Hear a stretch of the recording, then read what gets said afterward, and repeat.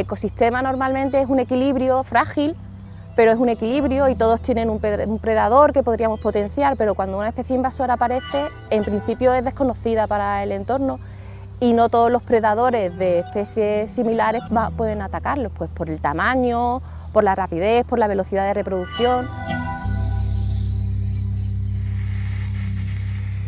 España será lo que sea en sus universidades, Andalucía será lo que sea en sus universidades y por eso creo que para abordar la situación en la que estamos, el conocimiento, la ciencia, la investigación, el arte, la cultura son el camino. Entonces alguno dirá que con la universidad hay poco que hacer. Bueno, pues yo digo que sin ella no hay nada que hacer.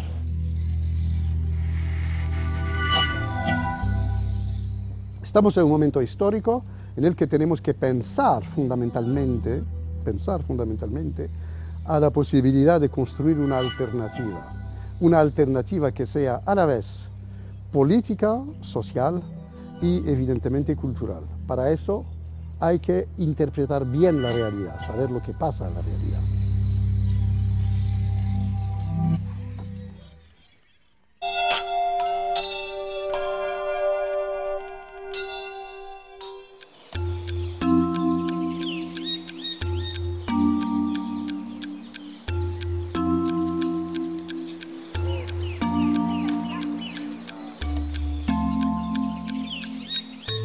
Cuéntame cuál es el problema que hay aquí en el Parque de María Luisa, con qué especie invasora, digamos, es la que está causando aquí problemas. Bueno, pues aquí el principal ejemplo que tenemos, pues un ejemplo típico de lucha entre dos especies.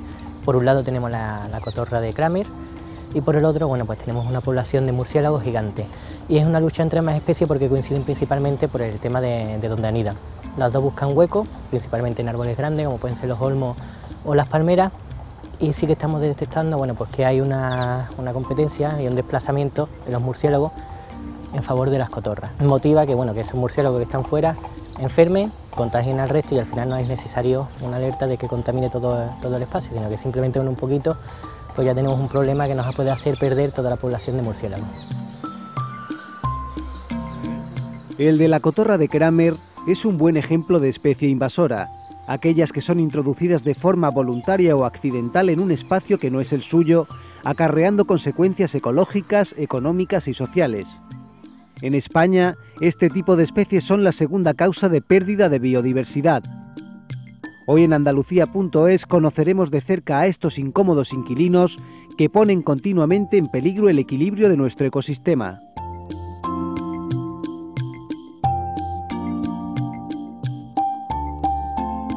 Hay todo tipo de plantas, animales. En España, por ejemplo, tenemos el problema aquí en Andalucía del cangrejo rojo en las marismas, que se introdujo como una posibilidad de una granja para el tema de alimentación, se escaparon y son un problema para los cultivos de arroz en el control del agua. También, por ejemplo, en la zona de Gibraltar, el alga asesina está acabando con las praderas de Posidonia, que eran la base fundamental de los ecosistemas marinos en esa zona. El ecosistema normalmente es un equilibrio frágil, pero es un equilibrio y todos tienen un predador que podríamos potenciar, pero cuando una especie invasora aparece, en principio es desconocida para el entorno y no todos los predadores de especies similares pueden atacarlos, pues por el tamaño, por la rapidez, por la velocidad de reproducción. Entonces es muy difícil actuar. Lo importante es detectarlas antes de que lleguen o cuando están empezando.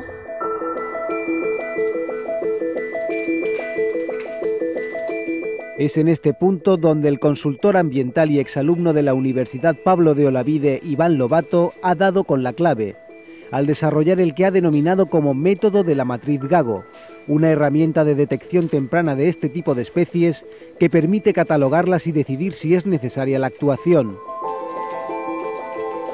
El método de la matriz GAGO funciona en base a 3 fases muy intuitivas. La primera de ellas lo que hace es centrar los esfuerzos en aquellas especies con una mayor probabilidad. De manera que, bueno, que lo que hacemos es coger las especies nativas con las que son susceptibles de ser exóticas, las cruzamos en función de unas variables, las que son una competición negativa para las nativas son las que me interesan, donde yo centraría mi foco de atención, las llevaría a la segunda fase, que es el análisis de vulnerabilidad e invasividad. Tenemos unas características de la especie y en función de las estadísticas de las invasiones precedentes, pues tenemos un valor de riesgo por encima o por debajo. ¿Qué está por encima de un umbral? Pues tenemos una especie que catalogaríamos como invasora. Y a partir de ahí, bueno, pues lo que queda es decidir si actuamos o no, que en este caso, bueno, pues aplicaríamos una fórmula donde valoramos el riesgo, los daños, sobre qué sectores recaen esos daños, ¿no? El campo de mercado que tiene esta herramienta, pues tanto administraciones públicas como empresas que se quieran dedicar a, bueno, a mejorar la calidad ambiental del entorno. Antes era más complicado. En realidad, al no existir un método, al no existir una herramienta de trabajo, lo que había era mucha información. Es decir, trabajar con mucha información siempre es más lento, siempre es más subjetivo y siempre es más pues difícil. La utilidad principal de la herramienta que se ha generado, ¿no?, con la matriz GAGO, realmente lo que creo que puede permitir a las empresas, a la administración, es tener una herramienta como tal, es decir, un elemento homólogo en cada una de las empresas, en cada una de las administraciones, para hacer un mismo estudio. Pero sobre todo es agilizar el trabajo y tener una homogeneización a la hora de hacer el estudio, a la hora de plantear soluciones y, bueno, y a la hora de gestionar, como quien dice.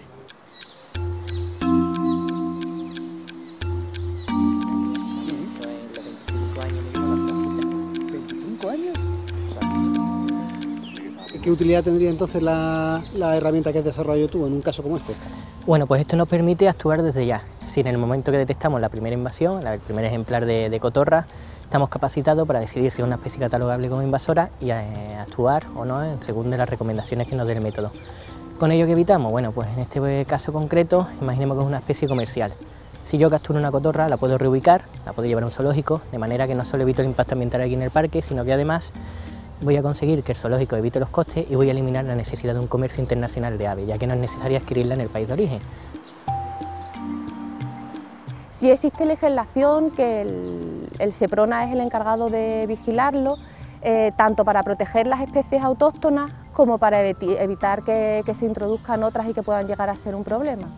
Hay controles en aduanas, hay controles en las tiendas, hay controles sanitarios, pues todo el tema de semillas que entran, porque ahí también pueden venir hongos y bacterias en las semillas agrícolas, pero se cuelan.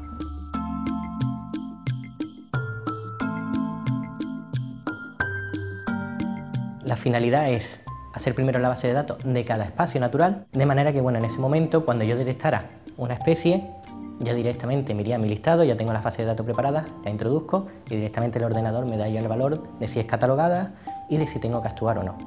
Entonces en este momento empezaremos a considerar las que ya están establecidas y a partir de ahí empezaremos a incorporar también las que son susceptibles de incorporarse.